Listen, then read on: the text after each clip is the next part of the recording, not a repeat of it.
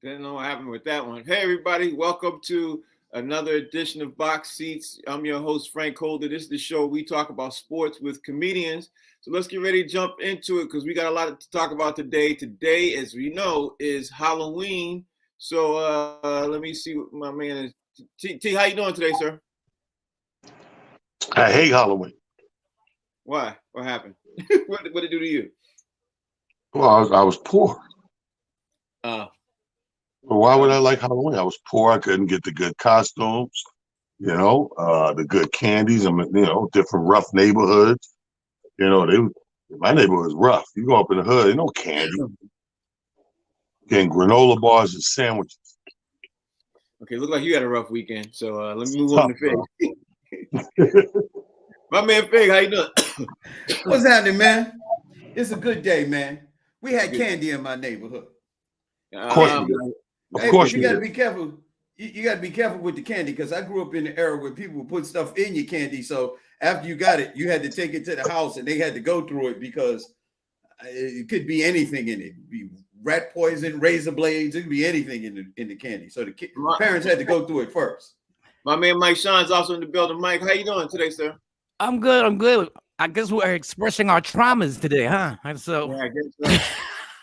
First of all, am I the only one that noticed, like by half a minute, Frank was early today? I wasn't early today. I mean, I was No, the same. Frank hit that record button. I'm not talking about what the people see, Frank. I know backstage what we see when that little record red thing at the thing go off. Because y'all won, you in here early, bright eyes. Yes, sir. Bro, come on. I wasn't even gonna get to that just yet, but I will get to it early enough. All right, let's get ready to get this show started. We know you're gonna get to it. We know. I get to all of them, Mike. I get to all of them. Let me start out first with I don't know if you saw this talent, but Michigan State had to suspend 4 football players Sunday for their involvement in an altercation in a tunnel at Michigan Stadium on Saturday night after they lost to Michigan. So Michigan State lost to Michigan and ended up getting in a tunnel and ended up 4 players ended up assaulting a Michigan player. You're looking at linebacker Tank Brown, Kari Crump, Angelo Gross, and Zion Young have been suspended immediately. And as of this morning, their coach came on and said that they'll be filed some criminal charges against them. So he's taking a serious L. It looked like hazing to me, but obviously to other people who don't look at it like that. They get more than that. What's your take on this? I don't know if you saw the video, but it looked pretty bad. Sound like a title of a new Lifetime movie called Sore Losers. This sounds good. This is juicy. But this is where we at right now. Sore losers. We're not in the era anymore of, okay, get you next time, better luck next time, or we made a mistake, or we know how to beat y'all. Now we in the era of people cannot take losses, and the tempers are flaring very quick. So I think they did the right thing by bringing a criminal charge because you gotta nip this in the bud quick. You gotta make an example real quick because otherwise there's a lot of football games being played, a lot of Friday night lights. This will be everywhere like rampant fire before you know it. So I mean, I agree with it. Somebody got assaulted, criminal charges ASAP. Yeah, I agree with that too. But I want to ask you this, Fig. Do you think it's good that the public knows about this? Or should this have been something that should have been handled privately amongst the teams? Frank, well, first off, just to speak to the public thing, man, we're in the age of information. Mm-hmm. And an age where everybody has a cell phone. So there's nothing that's going to be a secret and nothing that's going to be able to be kept in the dark because we're in an age where everything is being exposed. I mean, absolutely everything. So that's an impossibility. Those days are long behind us. It's like the days of the big box phone when the cell phone used to come in the bag, you had to carry it on your shoulder and it weighed about 20 pounds. Those days are gone, man. We're not doing that anymore. But this whole thing, man, about pressing charges against football players being upset because they lost and getting into fights. Let me tell you something, man. When I was young in my neighborhood, man, if you got into if you played a game, we used to play rival blocks or neighborhoods. We used to play football against them. If you lost, You had to be able to fight. If you won, you had to be able to fight because they was going to want to fight because they lost. That was just normal. That was in the days when gangs was gangs and people used to fight when they lost. So I'm used to it. This is normal. This is par for the course. Mike Sean, what's your take on this with Michigan moving forward with obviously criminal charge against these players, changing the whole career trajectory? That's a whack day. You lose and you go to jail. Ooh, that's double. You double dipping now. They gotta press charges because they're liable. If somebody would have got severely hurt in there, the school is liable for their health, their well-being. So, and you can't handle it within the team because you did it in public. So we're gonna handle them in public. You weren't worried about doing all this in public. So now the story's out. Unfortunately, these guys probably lost their career and over not just walking away. You lose, walk away. Yeah, they had the other guy a long time ago who knocked a guy out on the football field on a college game, lost his whole career. Yeah. At the end of the day, sometimes you don't think through these things, man. You're gonna lose your whole career behind this because these guys were all scholarship players, potential to make it to the NFL. Here's the other story, T. I got to start with you, man. I don't know if you even heard this story. On Thursday, I saw a little small item about the San Antonio Spurs making the news because they released a former first-round pick, Josh Primo. On Friday, I found out why. I wanted to make sure we put it out here in the news thing. It turns out that Josh Primo he exposed himself to some San Antonio Spurs females and employees and ex-employees. He was going around exposing himself to multiple women. See, he was flashing women. You know what I mean? Believe it or not. When you hear about in the age of Deshaun Watson, in the age of a pitcher who also, I mean, just and Ime Udoka, and it goes on and on and on and on. These men are getting caught out here doing things they shouldn't be supposed to be doing. And this Spurs player, he got released. And he was under his first year contract, $4 million, $4.1 million, all gone. And people could have claimed him, and nobody claimed him. What's your take on this, bro? I think it's crazy. I think it's definitely crazy. But what I don't get is a couple of things. I don't get. Let's back up to the flashing. How's that turning anybody on? Like to just go somewhere, open up, go and close it back. Like, nobody touched you. You ain't touched nobody. There was no motion. So really, you're attracted to the trench coat. I don't know, T. I don't flash, so I couldn't tell you. I don't understand that part, man. But I agree with this day and age, bro.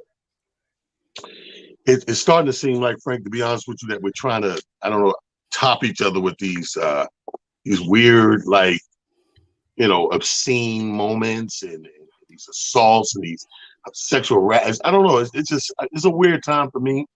I say the same thing I said with the guys in the physical altercations and the pressing the charge and criminal charges. Like some got to be done.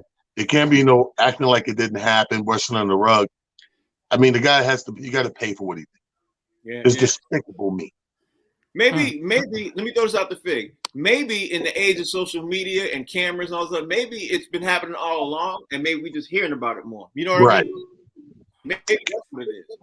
I don't know. But for Fig, what's your thoughts on the San Antonio Spurs releasing it, and then the next day we find out why? Nobody knew why. Had to. They had to release them, or the organization is liable. You know what I mean? In America, having a penis is now illegal, pretty much. And when you show it to somebody, that it's almost like brandishing a weapon. Like it's like you pulled the gun on them. It's a terrible thing to live in America and to be a highly sexual male in this day and age. What he really needs to do is to go overseas where sex is still legal and play basketball over there. I mean, I don't think women would be upset about that. If he had a nice package, if you will, if we would call it the package. He had a nice package. Because look, men, if you're in the workplace and a woman that is attractive or have an athletic build, and she flashes you, we ain't telling nobody. We're not gonna go complain. Oh, she showed off her breast to me and I was highly offended, or she showed her bottom to me and I was highly offended. Men don't get offended by that. That's strictly a feminine thing, and men have to be careful how they interact with women here in America because sex has been made illegal pretty much in America. Where is Dave at when I need him to read a disclaimer? I need Dave to read that disclaimer real fast. It's true, though. It's true. Views and opinions of Fig. This is not by any means by what we condone or whatever the Okay, all right. Y'all act like sex isn't legal in other countries. If you go over to Amsterdam or Europe and stuff like that, that's not the topic. The topic is a man flashing a woman. Whatever. All right, move on. Mike, you're up. Mike, you're up. That's not the topic. Mike is up. It's Mike. So Mike, tell me what you think about tell him, Mike. A Spurs player ends up flashing female employees at her job, and the Spurs release him. Literally, the next, the word comes out that the Spurs released this player who flashed multiple women. The thing is, multiple women got flashed. But what's your take? Obviously, he's so ignorant. He ignored what happened in Boston and what's happened all over the industry. He ignored what happened with Deshaun Watson, and he's gonna be a serial flasher. And now you blew $4 million. Like I don't get. And I think we hear these stories because we would never back in the day would report these stories. Now everything, like you said, is being reported and discussed. Like we're a sports show. We got to talk about a guy showing his stuff to some female employees. Yeah, they had to fire him. You knew you should have known once you did that you were going to get fired. That's it. Okay, all right. That's all I got. These stories are so crazy. You just go like, what are you people thinking? Like what runs through your mind to be at work and to flash multiple women? Like I don't even understand that process. Like I want to mention real fast the World Series is tied 1-1. I want to come back to that because obviously Philly stole the first game. I want to come back to that, but we got so much to cover. So let me start out with the Buffalo Bills handing Green Bay their fourth straight loss. And I got to say this, T. Buffalo Bills has only punted 11 times in their first 6 games. And a lot of people not even mentioning that. In 6 games, and I think that's an NFL record, the Buffalo Bills literally have punted 11 times. What you think about Buffalo Bills running over Green Bay Packers in Buffalo, T? What was your take? They were supposed to. They are who we thought they are. Like they were supposed to do it. This was not a shocker. The only reason, if you're a New Yorker especially, the only reason you was on pins and needles last night is because the first 2 New York teams blew it. Yeah. They lost back to back. Yeah. So watching 2 out of 3 lose back to back, everybody and their mama from New York was like this. You can't lose. Made the game super exciting when it really wasn't. The game got excited in the fourth quarter when it looked like the dead was awoken. They woke them up, and that 10 turned to 17, and now you get in 10-point radius. So we all know 10 points is a strikeable distance if you got a few minutes on the clock. So that's what made it. That was the only interesting thing. Other than that, once that game got out the gate, it turned out to be what it was supposed to be. We were only nervous because, like I said, the Jets and the Giants blew their opportunities on it earlier that day on Sunday. And this is in the night lights. I don't know what it is. Something about them night games. You do look at them a little different. See, I think you should be comfortable because I don't see the Bills losing another game, bro. I don't see it. I just don't see it. Fig, the Bills ended up destroying Green Bay Packers. Andrew Rodgers got his 4th straight, could have been 5th straight. You ain't talking about that. 4th straight loss. What was your take on it? And Aaron Rodgers telling everybody calm down. No concern. But yeah, okay. What's your take on this? I agree with Talon 100%. Well, 99.9% because there was one more team that lost. The Knicks even lost last night at a 6:00 game. So it was like that was 3 New York teams: the Jets, the Giants, the Knicks. All 3 of those teams lost. Then we went to Buffalo. It's like, all right, y'all on the clock. But everybody, we talked about it last week, man. Everybody expected Buffalo to beat Green Bay yesterday, man. We looked at it. We was like, I think this should really, they should dominate them on both sides of the ball, which pretty much they did. But, you're on pins and needles when you see 3 out of 4 teams lose in the city. And and then this is the fourth one. You like, is this just a bad week for New York? Yeah, it was kind of nervous there for a while, but Bills Mafia pulled it out. Shout out to the Bills. Yeah, Mike, I'll say this to the Bills. They look completely unstoppable. Their running game, their offense, and people are not even talking about their defense, because their defense is what's separating things too, because now they're not even giving the opposition the time to even do anything with the ball. Tell me, what's your take when you walked away from this, when you saw the game? I was with talent. I expected it. Honestly, I think Green Bay made it closer than I ever thought it was going to be, because that should have been a 40-point blowout. That should have been like 40-13 with the way it started. Hey, Aaron Rodgers, you took that $50 million and you ain't got nobody to pass that ball to, and now you stuck. And Devontae Adams is over there struggling with the Raiders. I stopped gambling altogether on the NFL because it's just so unpredictable now. So Aaron Rodgers, Mike, give me your money, Mike. Give me your money. Let me play. I won this week on a 4-pick for $1,000. Give me your money. Oh wow! Congratulations. Yeah, my gambling was, I was struggling. Technically, you won't be gambling if you give it to me, right? I'll play it. Okay. Technically, I just hand you your winnings. Oh, well, I'll send you something then. Look how fast I got. Look how fast I got caught up back in gambling. That's when you know you were at it. All he had to do was talk to me for 3 minutes, and I said, "Well, I'll pass after you the money." That wasn't even 3 minutes. Like that was 30 seconds. That was 30 seconds. Oh my God. Yeah. Man. The show you watch is called Box Seats on the Humor Mill channel. We talk about sports with comedians. They definitely give us their funny take. And speaking of funny takes, I got to talk about the Rams blowing out the 49ers with Christian McCaffrey. Man, he throws for TD. He runs for a TD. He catches for a TD. He did all of that, and we ain't even talk about Deebo Samuel. So I'm going to say this to you, T. The 49ers right now, thanks to that mid-season addition, they look like one of the scariest teams in the NFC. You know what I mean? It's definitely going to go outside. 4-1-8 is going to full turnaround. Their thing is what we always worried about for I don't know how many seasons. They just got to stay healthy. If they stay healthy, they got a triple threat going on over there. I don't care who you put in the pocket, you can get it done. Or if you got half an arm, because you got a lot of threats out there that can catch the ball and run and add yards onto those passes. So they looking real good right now. I agree with you. The only concern when you say San Fran, the only concern, swear to God on my mother, is health. Yeah, 100%. But Fig, Jimmy G is looking real good. Christian McCaffrey looking good. Let's see. Deebo looking like all the boys looking like they're gonna run through the NFC. They might have a couple of hiccups, but they look dangerous. What's your take, Fig? They're absolutely dangerous. I mean, we kept talking about Jimmy G before San Francisco signed him.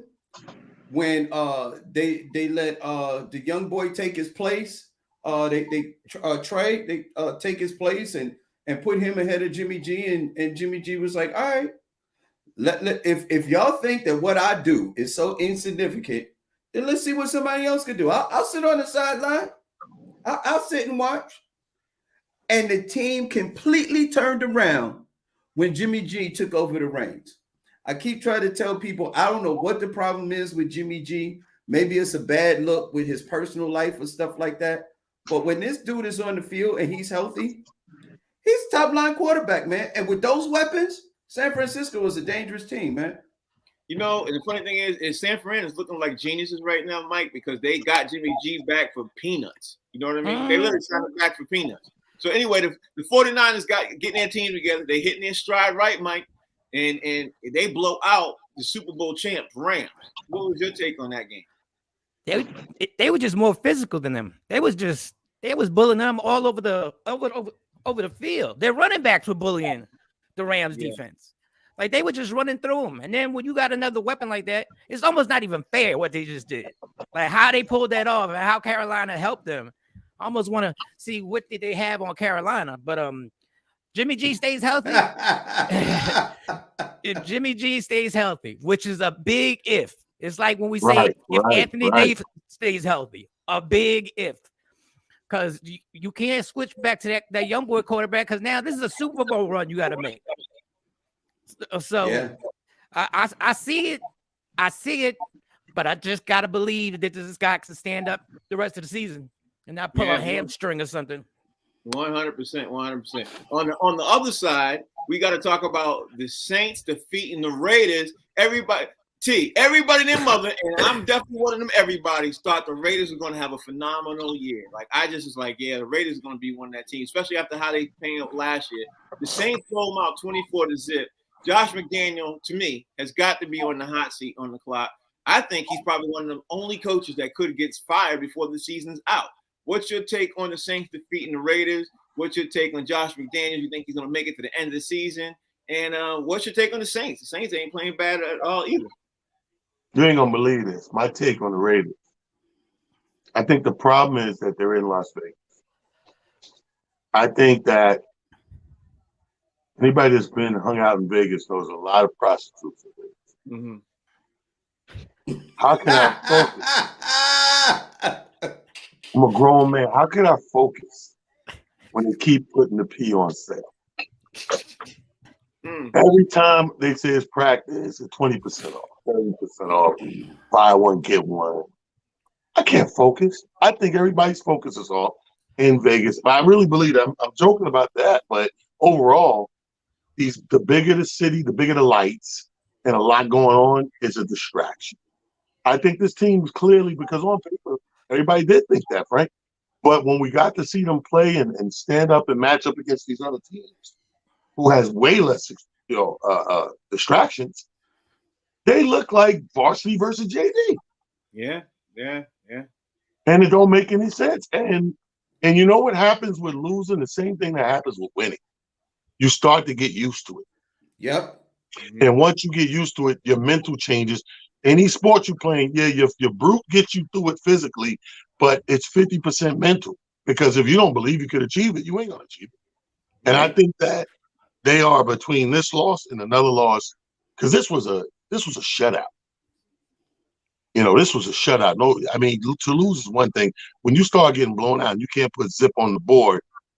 Coach came on, I own this. I take this all on the chest. I own it on my shoulders. But your team, they're the ones that got to take the field and play. And I think their mental's starting to go the wrong way, Frank. They're in trouble. Right now, live on ESPN, Michigan State is releasing a statement saying that their criminal charges will be filed against the 4 players who we talked about earlier today. So those 4 players we mentioned, they're going to have other problems, other concerns than just playing football because they got caught on video. So, and their fathers of the assaulted victims are going to be the one forcing for the criminal charges. So there's going to be some more issues with that. All right, so back to the other story. The Saints ended up defeating the Raiders. The Saints made the Raiders 2-5 in AFC West. Everybody and their mother figured by this time in the season, the Raiders would be 5-2, not 2-5. Big. Should Josh McDaniels still finish out the season? What's your take? The thing is one thing that I have to point out is that this is not his team. Gruden got fired and he just took over somebody else's team. It's almost like I say this all the time. If I have to cook the meal, then let me pick the groceries. You know what I mean? Let me go shopping. So this is not his squad, really. You know what I mean? So if the ownership wants to give him a pass and let him like change the regime and stuff like that and get his people in, his team, the guys that he wants, to play and coach, then you do that. But I can't. It's almost like an interim coach. When an interim coach comes in, you can't put all the losing on the interim coach because he didn't get it. It's not his squad. You know what I mean? When I get to pick my squad, I get a different result. But on paper, the Raiders do look like they should be a better team. They do look like they should be winning. And something is definitely wrong over there. It's some kind of disconnect between the coaching staff and the players on the field. And what Talent said is absolutely right. Winning and losing is habit forming. If it starts to happen over and over again, even when you're doing good, you feel when you start to lose, even when you're winning, you start to feel like it's just a matter of time before we blow this game. My son, should the Raiders fire Josh McDaniels? They should have never hired him. They had a coach. He failed his last head coaching job. All them people who hang out next to Belichick never turned out as good head coaches. And they had a coach that through all that drama held that team together and got them to the playoffs with all the drama, the Gruden emails and all the other crazy stuff going on. And they let them go because they wanted this Josh McDaniels, because they recycle coaches. So the coach that had them together and had them fight through adversity ain't there no more. I've never understood the big deal with Josh McDaniels. Like I've never gotten as a head coach. As a coordinator, yeah, I get it. But as a head coach, you got to be able to lead these dudes. Yeah, and you know what the funny thing is? This is I'm gonna say this on the record. Eric Bieniemy is sitting right there in the AFC West. That brother should have been the first person you call. He should have been the man that you should have. Listen, let's get him on speed dial. Why you want to go all the way clear across the country and get Josh McDaniel, who has he has a record as a head coach, and he wasn't successful. Eric Bieniemy has been with the Kansas City Chiefs for 6 years and got them. What Kansas City Chiefs offense team, one of the best offenses in the league, and has been for the past 5-6 years, ever since even when Alex Smith was QBing.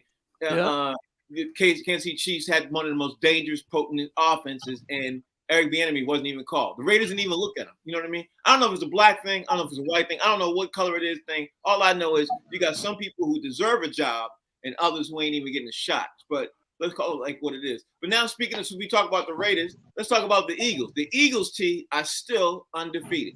The Eagles are looking literally amazing right now. What's your take on the Eagles? Do you think they can keep this up? Do you think they're going to run the table? What's your thoughts on the Eagles? I think I still think the Eagles going to find a way to mess that up. Only because it's Dave Anderson's team. So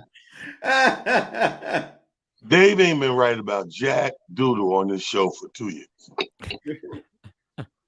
Dave got like a 9-10% winning, ratio in here, all the predictions and this. So I think that he's hyped, as he should be. It's his team. And I just think that Philadelphia, certain teams, how they win and how it goes, get that bubble get busted. I'm not being funny, but I had to bring through that analogy. I have to bring in the New England Patriots. That year, you guys looked great and was working on that undefeated season and all that.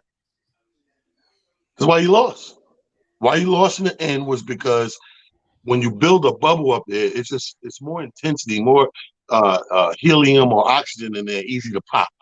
I think that's the Eagles right now. I would bet money the Eagles will lose in the next 2 games. Bet money. If not, both of them. But I know they're going to, because their bubble's so built up. And when you look at them, you're like, okay, it's cool, but you look like that horse that jumps out the gate, or Mike Tyson used to be.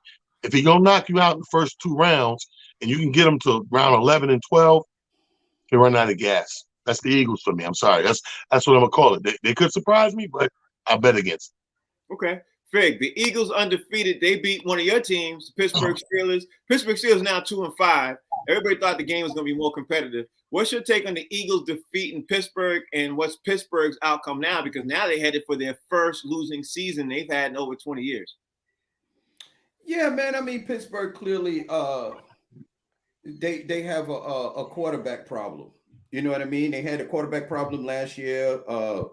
With Big Ben on the downside. Now you got a new rookie quarterback, and it almost seems like what a quarterback controversy. And look, in the NFL, if you don't have a good quarterback, your chances of winning is slim to none, because there's a lot of guys who are just great quarterbacks, and that's what runs your team. But as far as what Talon said, I wouldn't pick the Eagles to lose in the next 2 games, because the next 2 games is the Texans and the Commanders. I think the best chance the Eagles have a chance of losing is maybe game 3, because they're playing the Colts. Then they got the Packers. The Titans is going to be a tough one.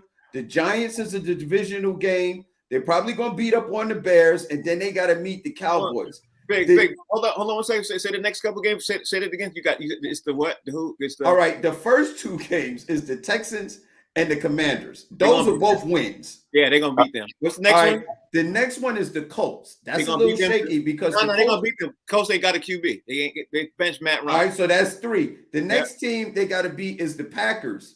They probably gonna beat they can probably beat. Listen, Aaron Rodgers don't have a team. They don't have a defense. The Eagles are probably gonna run through the Packers too. That's possible. The same way Buffalo did. That's possible. Yeah. Then they meet the Titans. The Titans is a rough and rugged team. They might get one.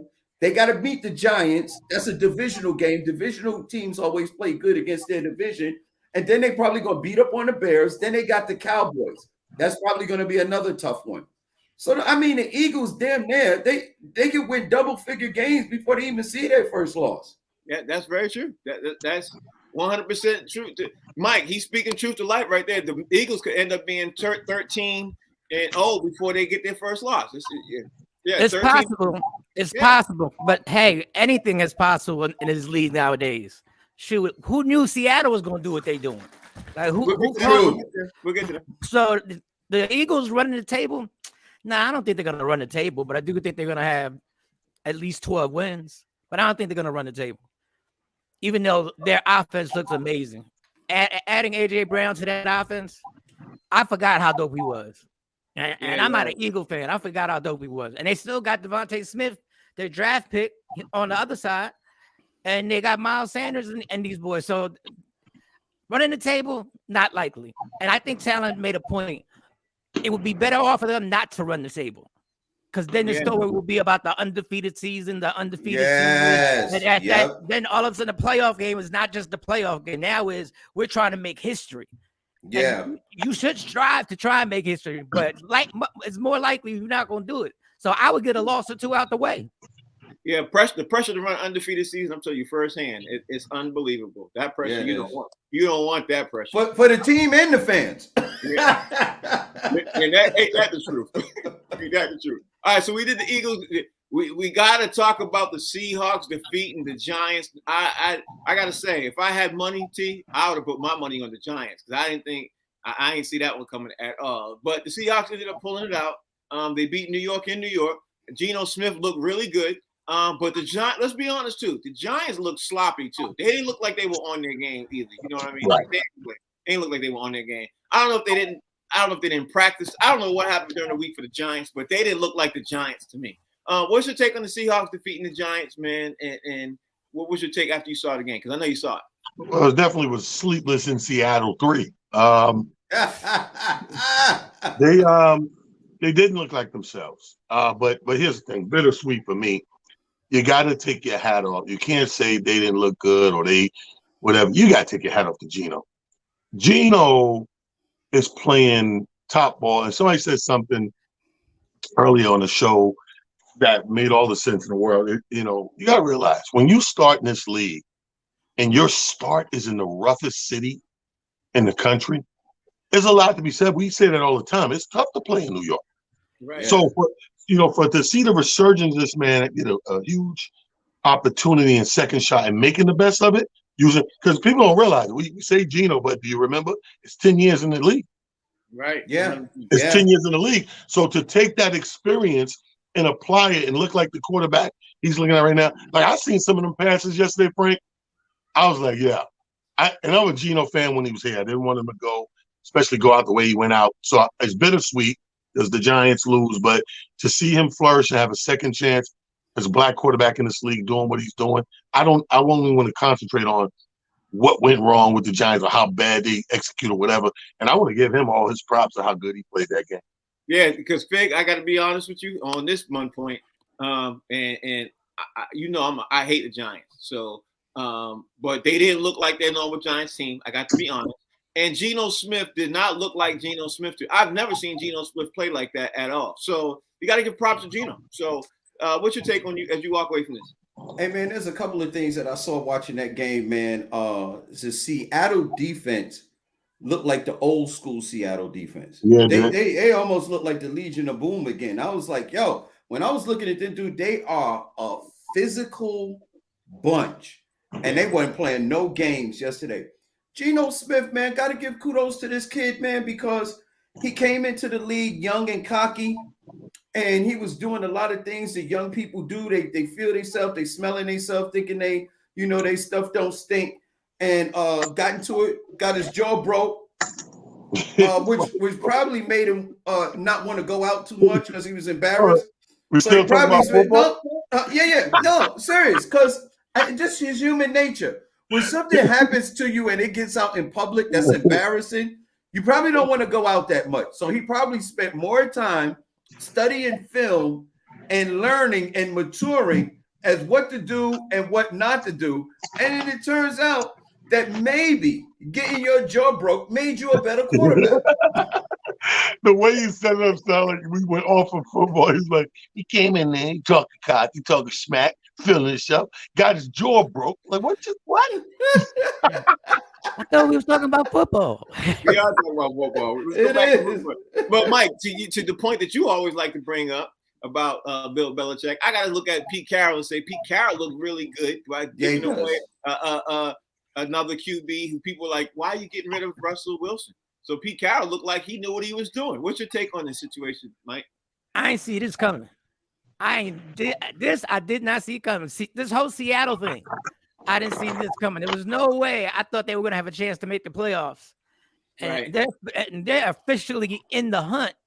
Yes, sir. Maybe to win a game or two in the playoffs. It was just crazy to see Geno Smith. I watched him. He wasn't good. And he stayed in the league for 10 years, which was amazing because that's an amazing feat to stay in the league, even if you're a backup for 10 years. But he took advantage. And Seattle, I know somewhere in Seattle, somebody's going, Russell who? Because the fact that he's in Denver struggling, even though they won, and Geno goes to Seattle and saves that team, it's unpredictable. Like it's like they wrote this in a movie. Yes. Sleepless in Seattle. Yeah. All right, so T, I saw one player yesterday do something that was amazing in 1 second, and literally 5 seconds after he did something that was super amazing, he did something super dumb, literally, in the same game by the same player. And I'm talking about Carolina Panthers, DJ Moore, wide receiver, who caught the pass, 62-yard TD with 23 seconds left to tie the game. But then after he gets that, he gets called for unsportsmanlike penalty, taking off his helmet in celebration. Mind you, they tied the game, and the normal field goal would have been kickable, doable. Of course, right.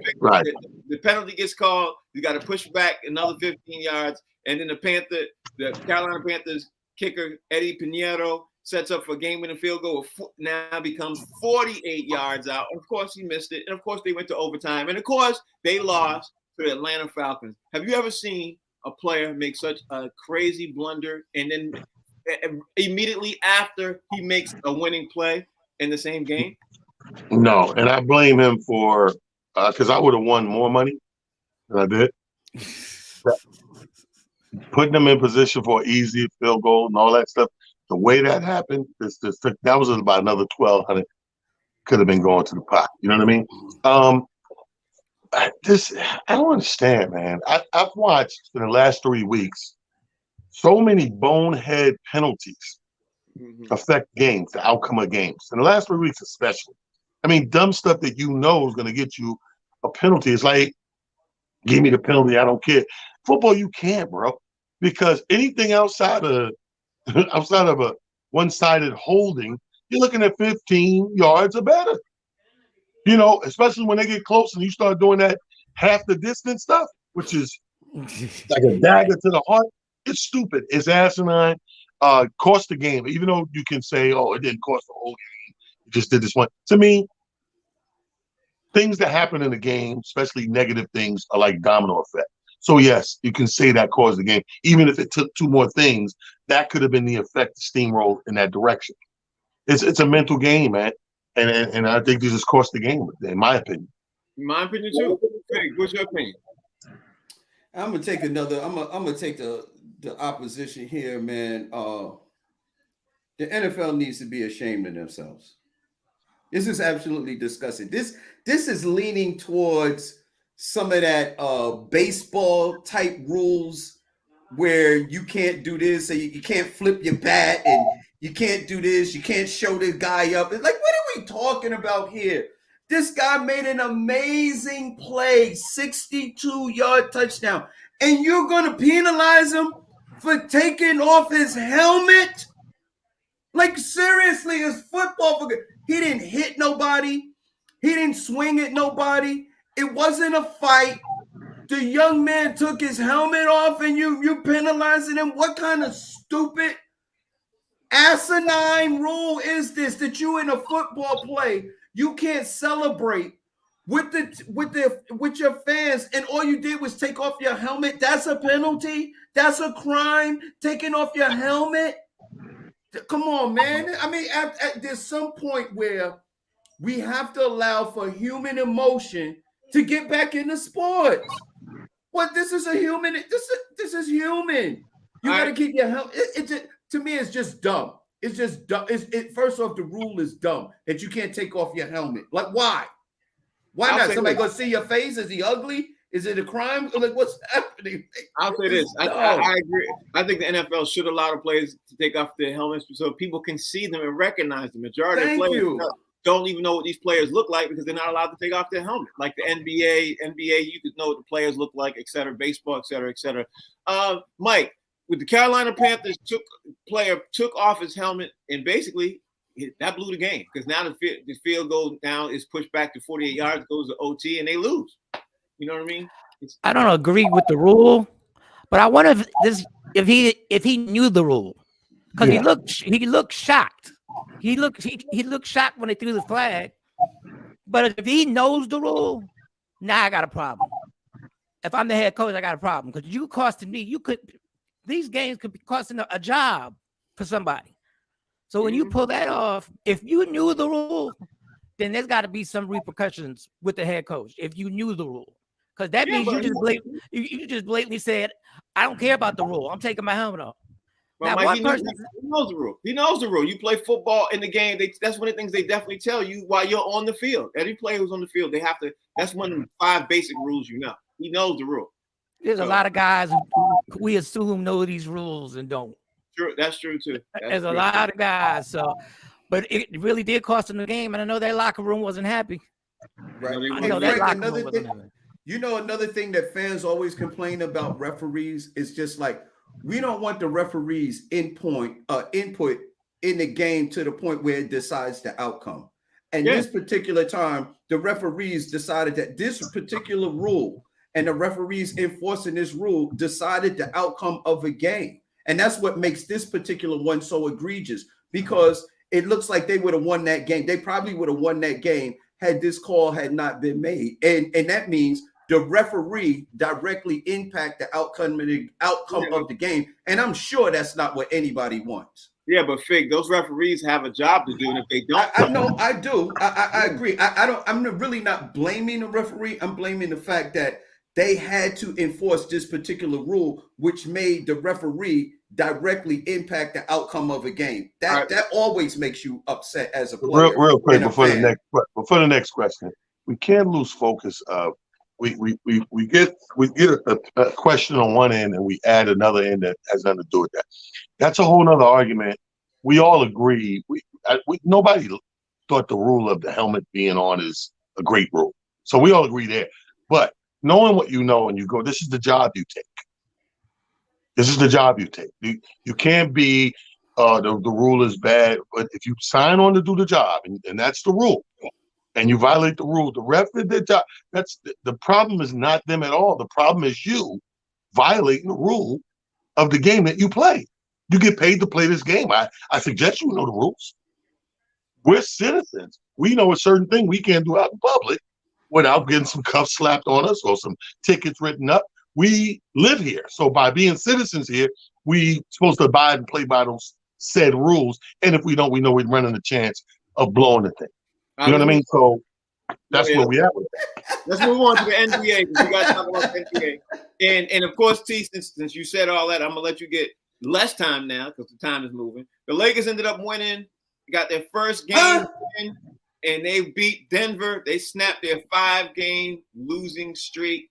How happy are you that the Lakers got their W Now. I don't give a flying damn and green eggs and ham. Listen, did you see the highlight of another botched alley-oop? But this time, the culprit is Michael Sean's favorite player, LeBron. That is the funniest highlight of the whole weekend of basketball games. Nobody cares the Lakers bust their reverse cherries. It's about damn time. They were supposed to be winning.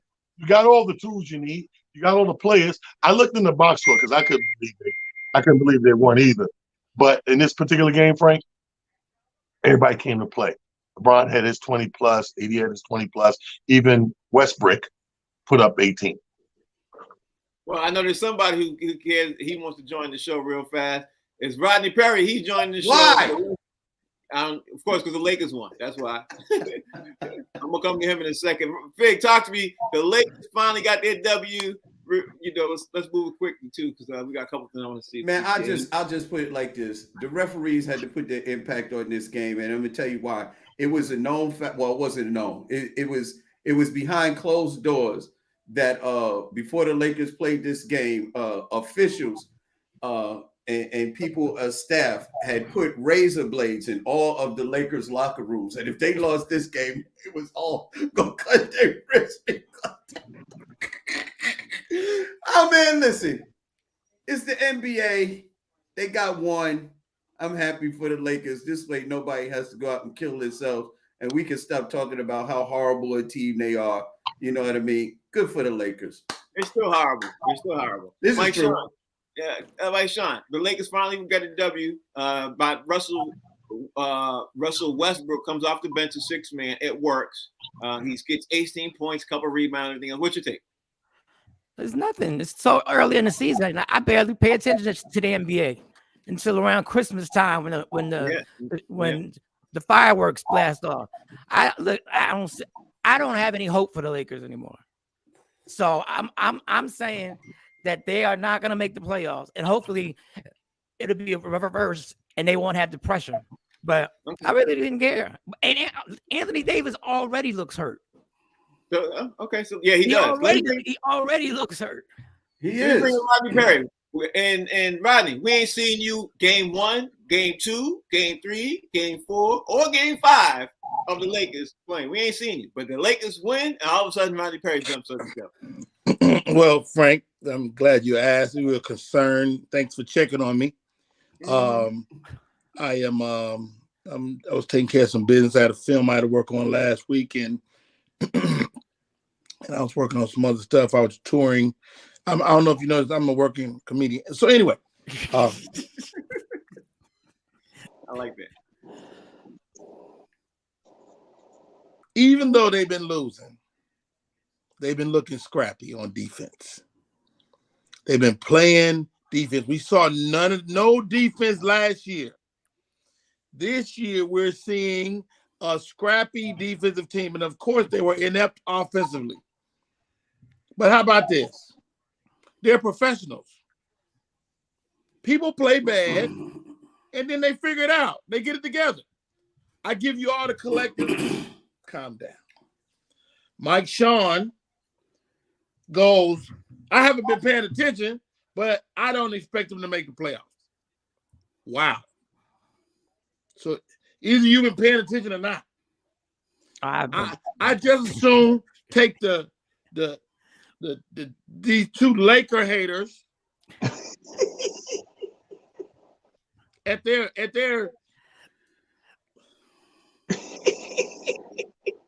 anyway. I totally enjoyed the game. Westbrook looked better than he's looked in a year and a half. He's been talking to this 6-man position.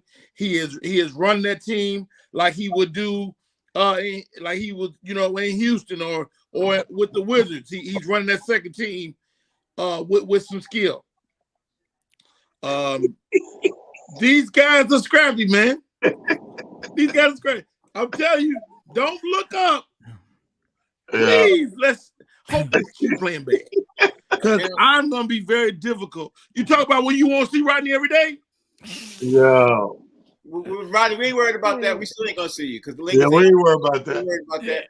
But on the flip side of that team, right across the You street, the same person that thought New England was gonna beat the Bears. yeah, I am. Exactly. I am. So you want to equate the Lakers? We winning? put foot to y'all ass, Frank Holder. Okay, all right. Where's Enjoy my that. foot at? Enjoy Oh, that. here it goes. You know your foot is your foot you took out. You had to take it out because yesterday somebody put it in the Bears' ass. Yesterday. That is a fact.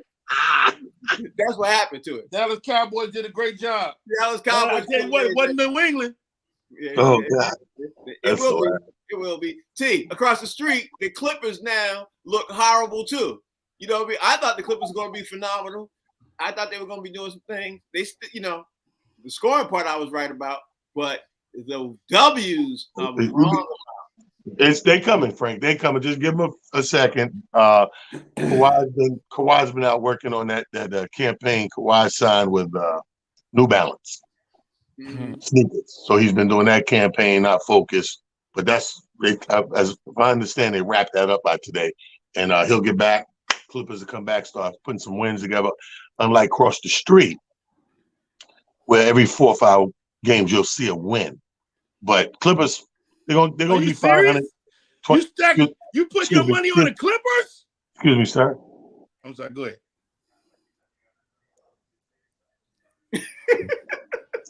My dogs heard they got a little chip. Anyway, I think Clippers are going to be. We come up on them 20 games, Frank. Like I said before, 20 games. Clippers will be 500. Lakers will be 6-14, 7-13. You know what I mean? So they're going to be battling for LA again. Remember a couple of years ago, it was a big battle for LA. We're about to see that again. Big. Where are you at now with the Clippers? What do you think about the Clippers? I never thought the Clippers was going to do anything significant. I know people were saying, "Oh, the Clippers, boy, they going to challenge the Warriors." Calm down. A full Rodney. Calm down. Full Rodney.